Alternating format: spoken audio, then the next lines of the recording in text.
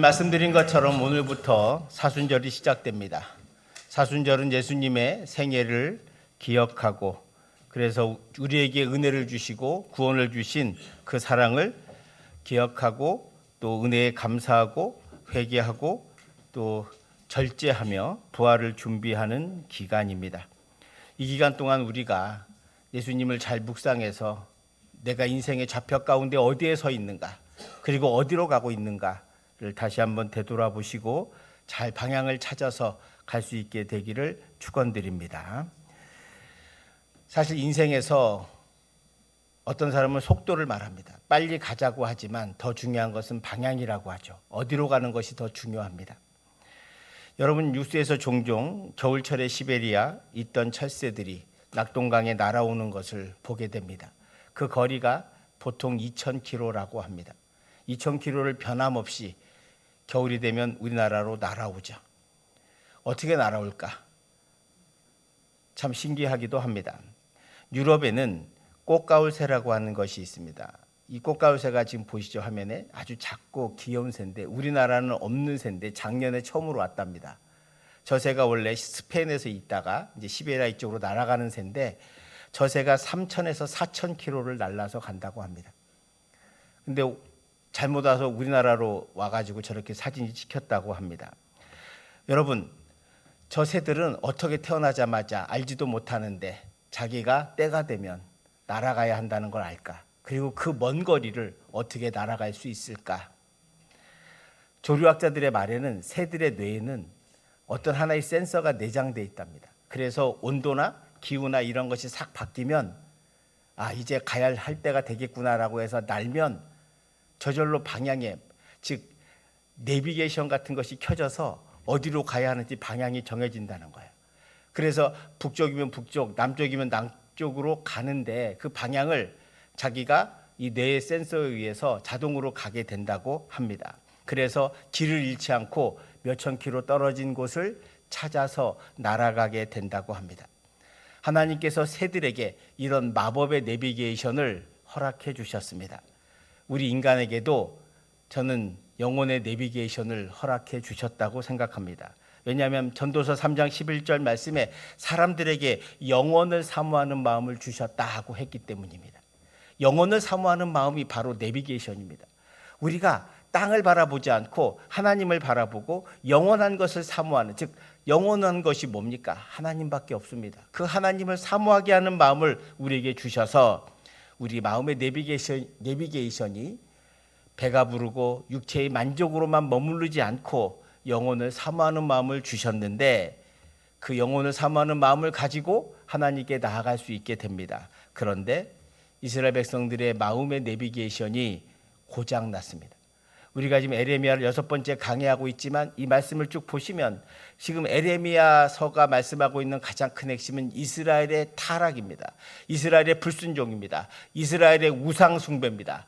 왜 그렇게 되었을까? 그것이 마음의 내비게이션을 잃었기 때문이다 라고 말씀하고 있는 것입니다. 오늘 말씀에서 하나님이 주신 영혼을 향한 내비게이션이 고장난 이 백성들에게 하나님께서 우는 여인을 데리고 오라고 합니다. 17, 18절 말씀을 한번 보시기 바랍니다. 만군의 여호와께서 이와 같이 말씀하시되 너희는 잘 생각해보고 곡하는 부녀를 불러오며 또 사람을 보내 지혜로운 부녀를 불러오되 18절 시작.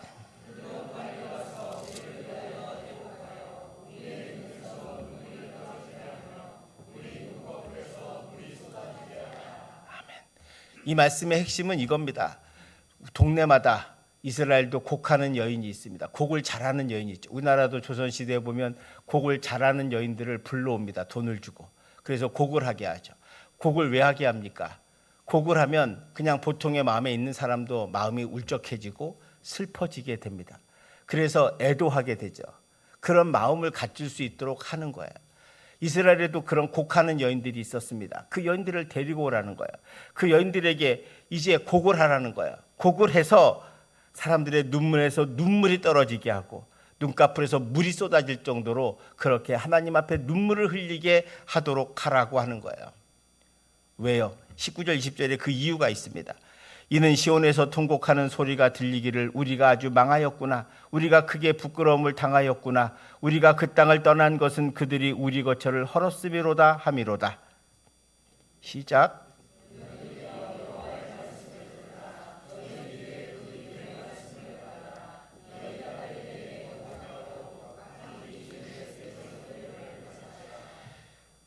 애곡하는 노래, 곡하는 노래를 부르게 하는 이유는 한마디로 말하면 유다가 망했기 때문입니다. 나라가 망할 것이기 때문입니다. 사람들이 죽을 것이고 이 땅에서 쫓겨나 포로로 갈 것이고 노예로 끌려갈 것이고 이 땅에 수많은 사람들이 울게 될 것이다. 그러므로 너희는 슬픈 노래를 불러라. 부녀들이여, 20절에 보시면 여호와의 말씀에 들으라. 너희 귀에 그 입의 말씀을 받으라. 너희 딸들에게 애곡하게 하고 이웃에게 슬픈 노래를 가르쳐라.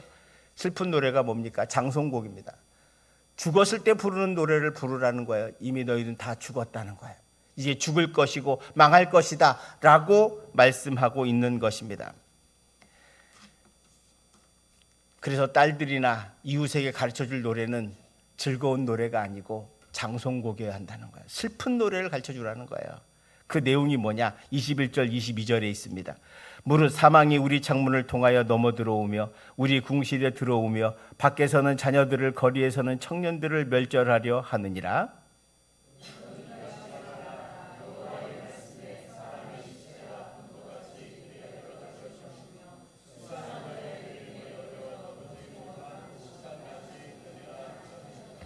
아멘. 이게 현대 성경으로 21절을 보면 이렇습니다. 죽음이 우리의 창문을 넘어서 들어왔고 우리의 왕국에까지 들어왔으며 거리에서는 어린아이들이 사정없이 죽고 장터에서는 젊은이들이 죽어간다 라고 하는 말씀입니다. 한마디로 말하면 전쟁이 져서 나라가 망해서 어린아이들이 다 죽어나가고 젊은이들이 쌓여서 곡식단이 쌓인 것처럼 청년들이 쌓여서 죽을 거라는 거예요. 거름더미처럼, 여러분 가을에 농사 짓고 난 후에 남아있는 그 거름더미처럼 너희들의 시체가, 너희 청년들의 시체가 그렇게 가득하게 쌓일 거다. 그런데 너희들이 지금 무슨 기쁜 노래를 부르고 있겠냐? 슬프고 절망적인 노래를 부르라고 말씀하고 있습니다. 하나님께서 에레미야와 이사야와 에스겔과 수많은 선지자들을 통해서 보내시고 그들에게 말씀하신 것이 하나님께 돌아오라고 하는 것입니다. 그런데 하나님 말씀을 듣지 않습니다. 그들은 하나님을 의지하지 않습니다. 지금도 에레미야를 통해서 이 말씀을 하시는 이유는 유다 백성들이 하나님을 의지하는 것이 아니라 사람을 의지하기 때문입니다. 바벨론이 쳐들어올 것 같은데, 분명히 쳐들어올 것 같은데 이 사람들은 하나님 앞에 엎드려 기도하지 않고 도리어 애굽에 손을 내밉니다. 애굽에서 도와준다 그랬지. 애굽에서 원군을 보내줄 거야. 그래서 우리는 애굽이 오면 저 바벨론 이길 수 있어. 굳이 우리가 하나님께 기도하지 않아도 돼. 하나님 의지하지 않아도 돼. 라고 하는 생각을 가지고 살아가고 있다는 것입니다.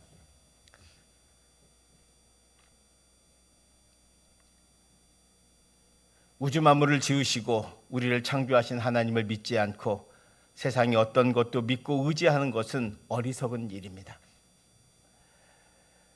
이스라엘이 광야에서 애굽에서 나와서 가나안 땅에 들어와서 역대기 11기까지 다 지나면서 어떤 전쟁도 하나님이 도와주시지 않으면 이긴 전쟁이 하나도 없습니다. 이스라엘은 여러분 약소국입니다. 부강한 나라가 아닙니다. 다윗 솔로몬 때 해봐야 부강한 나라라고 해봐야 우리나라 남한도 안 되죠. 경상남북도 하고 뭐 약간 충청도 합친 정도의 땅밖에 되지 않습니다. 그게 가장 번성했던 땅의 모습입니다. 그것도 하나님의 은혜 주셔서 하나님께서 도우셔서 이룬 거란 말이죠.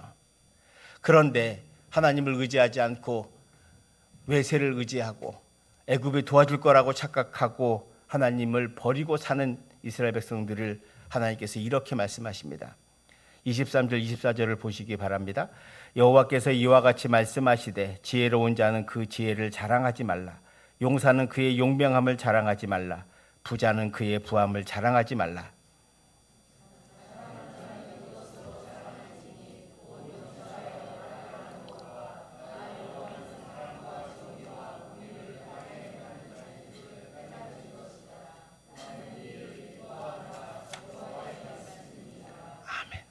하나님께서 말씀하십니다. 지혜를 자랑하지 마라. 용맹을 자랑하지 마라. 부함을 자랑하지 마라. 그딴 거 아무것도 아니다. 하나님께서 원하시는 것이 무엇인가를 알아라. 하나님께서 원하시는 것, 그것은 사랑과 정의와 공의를 땅에 실천하는 것이다 라고 말씀합니다. 이걸 요약하면 하나님을 사랑하고 이웃을 사랑하라는 말 다름 아니에요.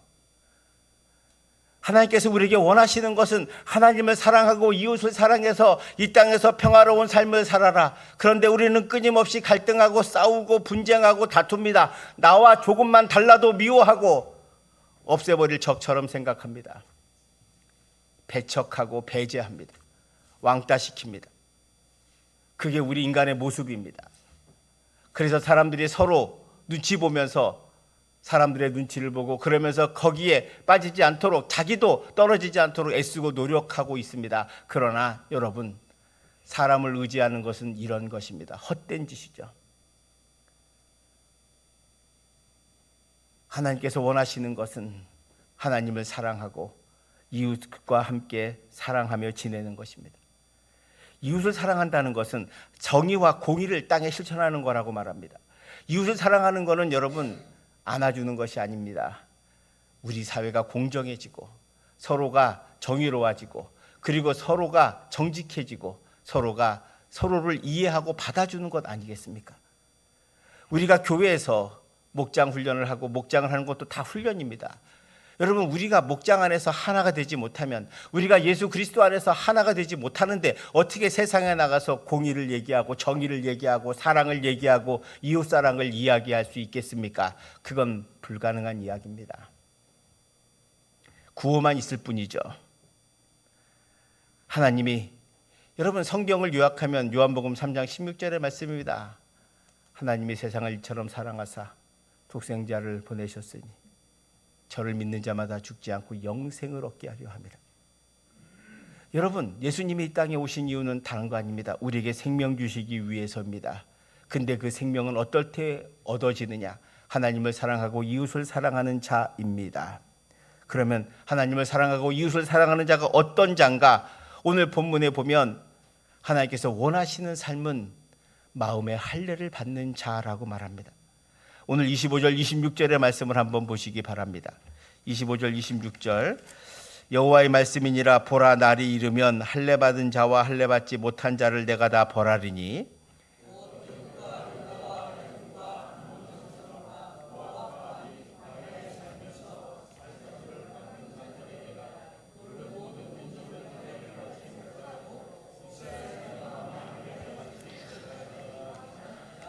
아멘. 그러니까 하나님께서 날이 이르면 할례 받은 자와 할례 받지 못한 자를 다 벌하신다는 거예요. 왜요? 할례 안 받으나 받으나 똑같기 때문입니다. 중요한 것은 육체적 할례가 아니라 마음의 할례인데 지금 이스라엘 백성들은 어떻게 생각해요? 여러분, 이 할례는 아브라함 때부터 시작된 겁니다. 이게 뭐냐면 하나님의 백성이, 언약의 백성의 약속의 표시입니다. 이걸 신약에서는 뭘로 하냐면 세례라고 합니다. 물세례죠. 육체의 특징이 나타나는 거예요. 이거는 할례 받은 사람은 하나님의 백성이다라고. 그래서 자녀들을 8일 되면, 태어난 지 8일 되면 무조건 할례를 합니다. 그게 뭐냐? 그게 하나님의 자녀라고 하는 표시입니다. 오늘날 신약에서는 세례를 줍니다. 물세례를 받으면 그게 뭐예요? 그게 그리스도를 믿는 증거이고 그리스도인이라고 하는 표시입니다. 외적인 표시죠. 할례도 세례도. 그런데 이것이 중요하지 않다는 거예요. 왜냐하면 이스라엘 백성들은 다 할례 받았거든요. 다 할례 받고 살아요. 그러니까 겉으로, 그리고 때가 되면, 절기가 되면 하나님 앞에 가서 제물도 드리고 제사도 드리고 기도도 합니다. 문제는 뭐예요? 마음의 할례를 받지 못했어요. 그러니까 겉으로만 그리스도인이고 속으로는 그리스도인이 아니라는 거예요. 그래서 오늘 본문에 보면 이스라엘 백성들은 마음의 할례를 받지 못했다라고 하는 말이 바로 거기에 있습니다. 여러분, 신명기 30장 6절에 마음의 할례가 뭔지를 가르쳐주고 있습니다. 화면에 있습니다. 함께 봉독합니다. 내 하나님 여호와께서 할례를 베푸사 너로 뜻을 다하여 내 하나님 여호와를 사랑하게 하사 너로 생 얻게 하려 것이며. 아멘.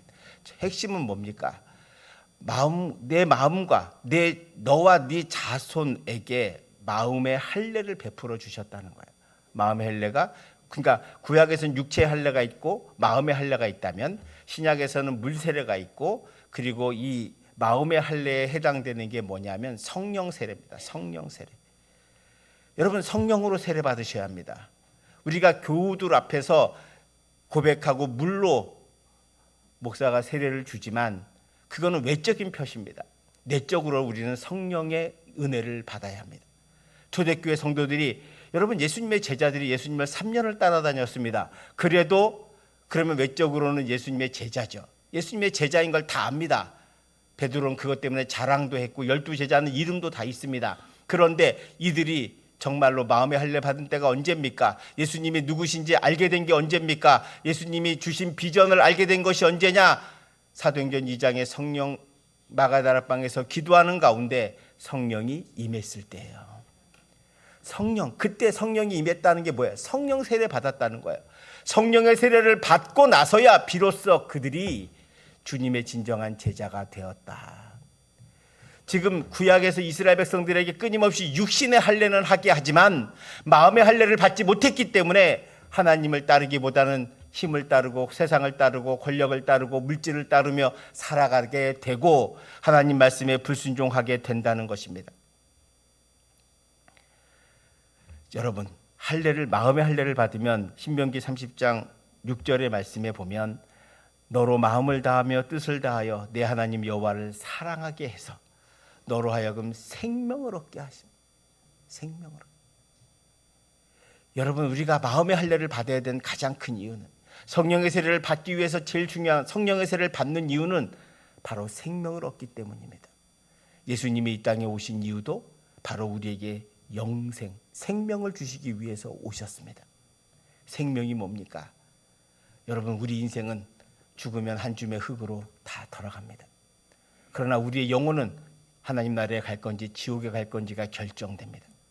여러분, 내가 육신의 할례를 받았다, 내가 세례를 받았다, 내가 교회를 다닌다, 그래서 나는 천국 갈 거야 라고 생각하면 안 된다는 거예요. 지금 이스라엘 백성들의 모습과 똑같거든요. 자기 마음대로 살고 자기 뜻대로 살면서 하나님과 상관없이 살면서 하나님을 사랑하지도 않고 이웃을 사랑하지도 않고 자기만을 위해 살면서 예배드리고, 난 세례 받았으니까, 나는 할례 받았으니까, 나는 제사 드리니까, 나는 예배하니까 천국 갈 거야 라고 생각하는 것은 오늘 에레미야를 통해서 주신 하나님의 말씀에 마음의 할례를 받지 못해서 결국 죽게 되는 이스라엘 백성들을 기억하시기 바랍니다. 여러분, 육체의 할례가 중요하지 않습니다. 마음의 할례가 중요합니다. 마음의 할례를 받으시길 축원드립니다. 그래야 참된 생명을 얻어요. 그래야 마음과 뜻을 다하여 하나님을 사랑할 수 있거든요. 여러분, 마음과 힘과 뜻을 다하여 하나님을 사랑하라는 것은 그냥 가만히 앉아 있으면 하나님을 저절로 사랑하게 되는 것이 아니라는 뜻입니다. 내가 노력하고 성령의 은혜 받고 성령의 능력 받으려고 하고, 그래서 하나님을 사랑하려고 내가 어떤 결정도 하고 세상을 택하지 않고 하나님을 택할 때 그런 노력과 수고가 애씀이 있어야 한다는 거예요. 그것도 없이 그냥 앉아 있으면 저절로 되는 것이 아니다. 여러분, 사도 바울이 다메섹에서 예수를 만나고 가만히 있지 않았습니다. 14년 동안 그는 끊임없이 복음을 전했고, 나중에 예루살렘 교회에서 쓰임받을 수 있는 안디옥 교회 불러까지 14년 동안 그는 광야에서 자기 고향에서 끊임없이 복음을 전하며 살았습니다. 그는 마음의 할례를 받은 자였기 때문이죠. 사도 바울은 로마서 2장 28절 29절에서 이 마음의 할례와 육체 할례 받은 걸 이렇게 표현합니다. 표면적 유대인과 이면적 유대인으로 설명하죠. 무릇 표면적 유대인이 유대인이 아니요 표면적 육신의 할례가 할례가 아니니라. 29절 시작.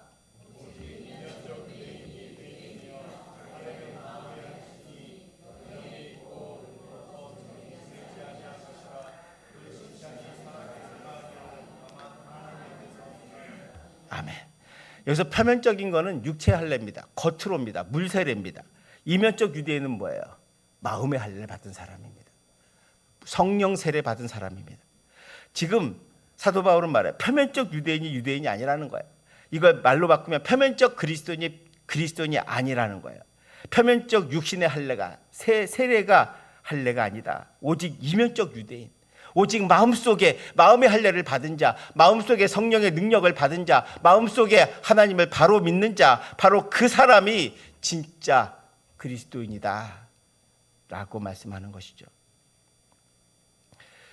여러분, 중세교회가 타락하게 된 가장 큰 이유, 그리고 타락시킨 이유는 뭔지 아십니까? 신부들이 교우들을 바보로 만드는 겁니다. 성경을 못 읽게 하는 거죠. 그래서 라틴어로만 성경 쓰게 했습니다. 그러니까 성도들 95%는 성경을 읽지도 못하고, 그 당시 책도 너무 비싸니까 읽지도 못했습니다. 그러니까 신부들이 하는 말을 다 믿어야만 했습니다. 그게 거짓말이다. 우리가 보기에 면죄부 파는 게 말이 되라고 생각하지만 그 당시엔 그게 가능합니다. 왜요? 성경을 읽어본 적이 없기 때문에. 신부가 말해주는 것만 진짜라고 믿었기 때문에 그래서 속은 것입니다. 마틴 루터나 깔뱅이나 많은 종교 개혁자들이 제일 먼저 한 게 성경을 번역하는 일이었습니다. 자국어로, 영어로, 독일어로, 프랑스어로 번역을 했습니다. 왜요? 성도들에게 읽히기 위해서. 왜 읽힙니까? 하나님의 뜻을 알라고요. 자기가 읽어보니까 이제 알겠거든요. 신부들이 거짓말한다는 걸 알았어요. 그래서 교권이 무너지기 시작했습니다. 그런 교권은 백날 무너져도 괜찮아요. 하나님이 세우지 않은 교회는 가짜기 때문입니다. 그래서 그때부터 개신교는, 개혁교회는 성도들에게 성경을 읽힙니다. 제가 여기서 여러분 설교를 하고 있지만 제가 거짓말하고 있는지 진짜 말하는지 여러분은 알 겁니다. 성경을 읽은 자는 다 알 수 있어요.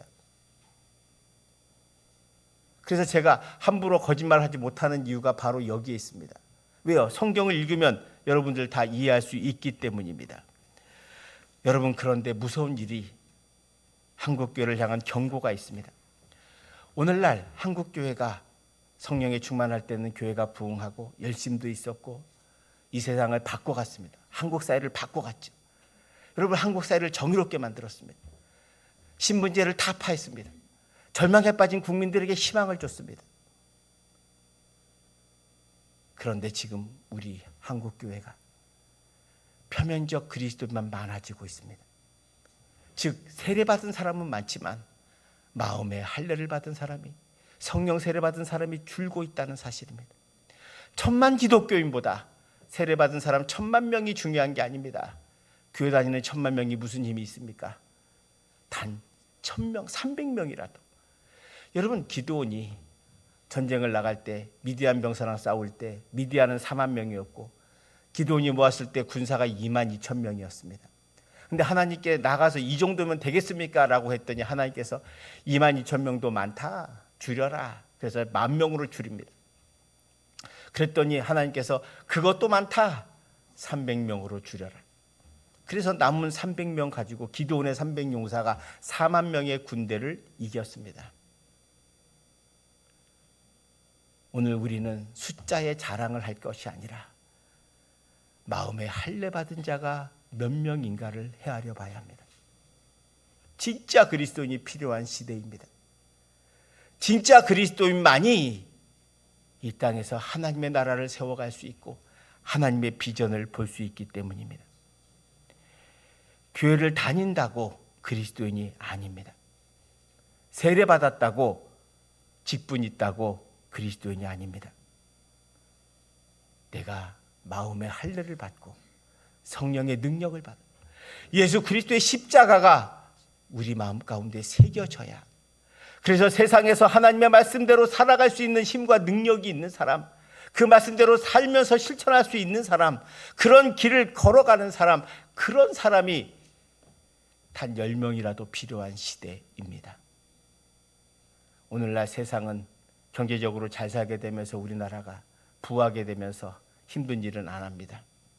외국의 노동자들이 우리나라에 열심히 옵니다. 동남아시아 분들도 많이 오시죠. 그래서 노동 현장에는 이미 외국인들이 다 점령했습니다. 한국인들은 어르신들밖에 없습니다. 젊은이들이 일을 하지 않으려고 하죠. 그런 현상이 우리 사회에 만연해 있습니다. 여러분, 경제적으로 잘 산다고 우리가 다른 사람보다 특별하다고 착각하지 마십시오. 그건 정말로 무지한 것이고 그건 정말로 무식한 겁니다. 가진 게 돈밖에 없는 것, 그런 사람들이 자랑할 수 있는 건 그거밖에 없거든요. 그런 거 가지고 자랑하지 마십시오. 오늘 본문에 지혜 자랑하지 마라. 용맹을 자랑하지 마라.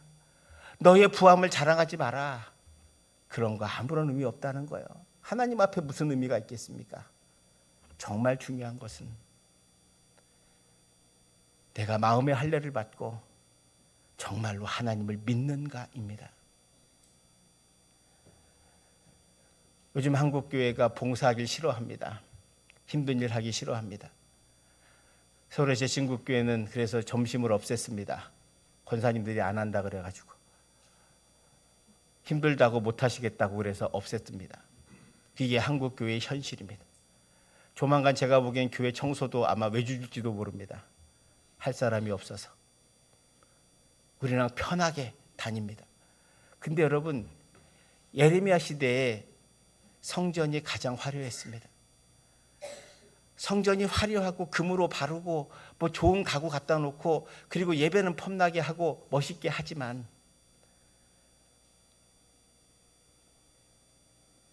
성령의 역사가 없다면, 우리가 마음의 할례를 받지 못한다면 그게 무슨 의미가 있겠습니까? 중세 때 가톨릭의 성당들 보십시오. 300년, 400년 동안 져서 정말 너무너무 아름답게 지었습니다. 파이프 오르간이 다 있습니다. 앉으면 은혜가 저절로 됩니다. 그런데 그곳에서 거짓말과 사술이 가득하고 육체의 할례를 받은 사람만, 물세례만 받은 사람만 가득하다면 하나님이 정말로 기뻐하실까? 오늘 에레미야가 통탄한 것처럼 너희들은 부녀를 불러다 곡하고 애곡해라, 장성곡을 불러라 라고 말하지 않겠습니까? 오늘 우리가 신앙을 회복하고 믿음을 회복하는 것, 우리가 사순절을 지냈지만 이 사순절을 지내면서 꼭 기억해야 할 것은 내가 물세례가 아니라 성령 세례를 받아야 한다는 것, 육체의 할례가 아니라 마음의 할례를 받아야 한다는 것을 잊지 마시기를 축원드립니다. 마음의 할례를 받지 못하면 우리는 결국 이 유대인들처럼 하나님의 심판과 진노를 면하지 못하게 될 겁니다. 잘 살게 된 것은 하나님의 은혜입니다. 그러면 그 은혜에 더욱더 감사하고 헌신하며 살아야 합니다. 여러분, 헌신은 훈련이고 하나님이 헌신을 기뻐하십니다. 여러분의 전도하는 것도 하나님이 귀하게 여기십니다. 그거 하찮게 여기지 마십시오. 전도 안 된다고 주저앉지 마십시오. 여러분이 전도를 위해서 정말로 하루에 몇 분씩 기도하십니까? 우리는 해보지도 않고 안 된다고 생각합니다. 이미 세상에서 물질주의가 너무 판을 쳐서 하나님 말씀대로 사는 건 어려워요, 목사님, 이렇게 말할 수 있으나, 그러나 우리 모두 함께 살아보는 것입니다. 하나님의 말씀대로 살 때 역사하고 인도해 주실 줄 믿습니다. 봉사도 안 하고 헌신도 안 하고 편하게 신앙생활하는 것이 좋은 게 결코 아닙니다. 여러분 자녀들이 집에서 게임만 하고 TV 보면서 놀고 누워서 잠만 자면 얼마나 행복하겠습니까? 그 당시는 행복하겠죠. 그런데 왜 자꾸 자녀들을 깨워서 공부하라고 하고 학원 보내고 야단도 치고 핸드폰도 뺏고 게임기도 뺐습니까? 그들이 미래를 생각하기 때문이 아니겠습니까? 편한 대로만 내버리려면 마음대로 하도록 내버려 두죠. 여러분, 신앙생활이 그런 거예요. 하나님께서 왜 오늘 이 말씀을 우리에게 하십니까? 여러분을 내버려 두지 않고 깨우는 겁니다. 육신의 할례를 받았다고, 내가 세례 받았다고, 내가 직분이 있다고, 신앙생활 오래 했다고 내가 천당 간다고 생각하지 마세요. 그거 착각일 수 있습니다. 오직 마음의 할례를 날마다 받는 사람, 성령 세례를 받는 자만이 하나님의 뜻에 따라 살 수 있고 생명을 얻을 수 있습니다. 사랑하는 성도 여러분, 제가 앞에서 꽃가울새 이야기를 했습니다. 마음속에 내비게이션이 있어서 그 먼 거리를 찾아간다고요. 여러분, 우리 마음에도 이제 고장난 영혼의 내비게이션이 켜지기를 축원드립니다. 그것을 키시면 여러분이 어떻게 살아야 하고 어디로 가야 할지 보이게 될 겁니다. 하나님은 반드시 여러분에게 성령 세례 받은 자에게, 마음의 할례를 받은 자에게 그것을 가르쳐 줄 겁니다. 이 땅에 교회가 너무 많습니다. 그러나 우리 스스로 알듯이 세상에서 참된 그리스도인이 많지 않다는 것, 참된 목회자들이 많지 않다는 것 알고 있습니다. 다 우리 부족하지만 그럼에도 불구하고 어제보다 오늘이, 오늘보다 내일이 더 주님께 가까이 갈 수 있도록 십자가를 붙들고 나갑시다. 마음의 할례를 받읍시다. 성령 세례를 받읍시다. 그래서 주의 나라와 하나님의 영광을 위해 영혼을 향하여 달려가는 우리 성도들 되시기를 바랍니다. 오늘 마지막으로 마음의 할례를 받는 것이 무엇인지 하나님의 말씀을 듣고 마치려고 합니다. 에베소서 4장 22절 24절의 말씀입니다. 너희는 유혹의 욕심을 따라 썩어져가는 구습을 따르는 옛사람을 벗어버리고 오직 너희의 심령이 새롭게 되어 하나님을 따라 의와 진리의 거룩함으로 지으심을 받은 새 사람을 입으라. 기도합시다. 사랑의 하나님, 예수님을 이 땅에 보내시어 우리를 구원하게 하여 주심을 감사합니다. 이제 우리 모두 육체의 할례가 아니라 마음의 할례를 받게 하여 주시고 마음의 할례를 받아 우리의 심령이 새롭게 되어 하나님을 따라 의와 진리의 거룩함으로 입어 새 사람 되게 하여 주시고 영혼의 내비게이션이 켜져서 주님께서 원하시는 그 길을 걸어가며 하나님을 사랑하고 이웃을 사랑하며 참된 그리스도인으로 살아가게 하옵소서. 예수님 이름으로 기도합니다. 아멘. 우리 모두 일어나셔서 옆에 분들하고